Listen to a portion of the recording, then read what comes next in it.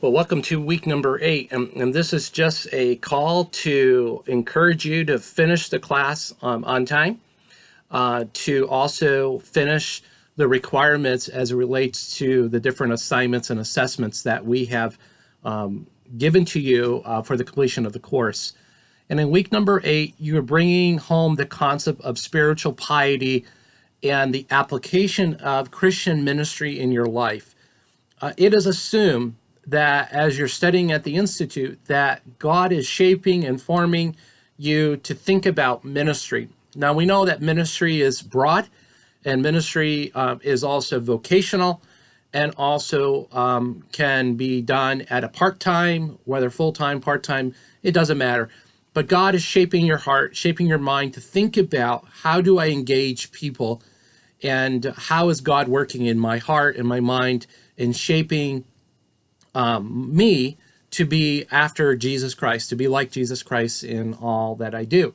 So whether I am serving in vocational career outside of formalized ministry, God is still shaping you to love him with all your heart, soul, and mind. So there's a shaping of piety as it relates to the Lord's work. And then some of us have the privilege and the blessing to work in vocational ministry, and that's our primary means of making a living. And then we have the task of interacting with people, discipling them, encouraging them. So that might be in vocational pastoral work, serving as a youth pastor, assistant, associate, or maybe working in a parachurch organization that the Lord allows for us to be used of. So in this final paper, you are thinking through a philosophy. Call it a philosophy paper because I think it's best to think in that way. And you've developed these categories. And so over the last several weeks, you've been collecting your notes on the various resources that have been assigned to you to read. And through those taking of notes, it should be assembling into your final paper that you're going to submit at the end of, or the conclusion of week 8. And again, there's 6 sections in which you're going to write, from Christian education to spiritual formation to leadership, thinking about your calling to ministry, your calling to be used of the Lord, and the Christian ministry. You're going to read the necessary assigned reading for that week. Should help shape your thoughts from Charles Bridges, famous old writer who's dead and with God in heaven. So it's always good to read dead people because they've lived life, and we see the sum total of what they have to show us as an end result of their life. And so it's good to kind of go back and see how they framed things and saw things from their perspective during the era in which they were living and doing the Lord's work. So the Christian ministry is that final piece that you're to read, you're to report on it, and then in the discussion thread, after you finish your writing your final paper, you have the habits section of your discussion board in which you're thinking through these spiritual practices, these spiritual disciplines such as reading the Bible, studying the Bible, meditating on the Lord and his precepts. You can use scripture as a way to exercise meditation. Times of prayer, sweet times of prayer. The disciples asked Jesus, would you teach us to pray?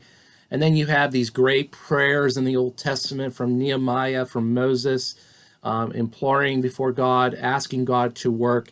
So these are these habits and these spiritual disciplines that are unique for stimulating thinking, biblical thinking. There are times in your life where you'll spend maybe moments of reflection. Some of you journal, and that's a time of reflection between you and the Lord and allowing God to speak. There is the discipline of quietness. We're told in Psalms to be still and know that God is, he's living, he's active, and he exists. And therefore, there is that tone of, I need to be silent before God. The Quaker movement today believes that in the work of worship, there needs to be a part where every believer can come into a single worship service and be quiet before God. And so there's no musical instruments, there's no noise. And it's at that point within Quakerism, you have the individual now speaks and they believe God has spoken, and they need that time separated from the noise and confusion of society. And so something to think through. Don't necessarily always agree with every interpretation of the spiritual formation practices, but if you look at the myriad of different traditions that make up spiritual formation, there are principles and there's applications that are helpful for each one of us to think about, maybe practice. There are prescribed disciplines in the scripture, meaning we're commanded to do these things, and then there are ones that we're encouraged to do, and you're not sinning if you don't do one or the other. But I would say of the ones that are prescribed, such as studying, meditating, praying, confessing, repenting, these are things we need to be doing on a continual basis and seeking God's help and enablement by His Spirit to walk a holy life before the Lord. So I hope this encourages you. Hope it ties together the different parts. In each of the week, there were a mini lecture narrative. We actually transcribed it, and not sure if it's helpful to have videos or just simply reading the transcription. Please let us know. We've talked about adding them, the videos with the transcription.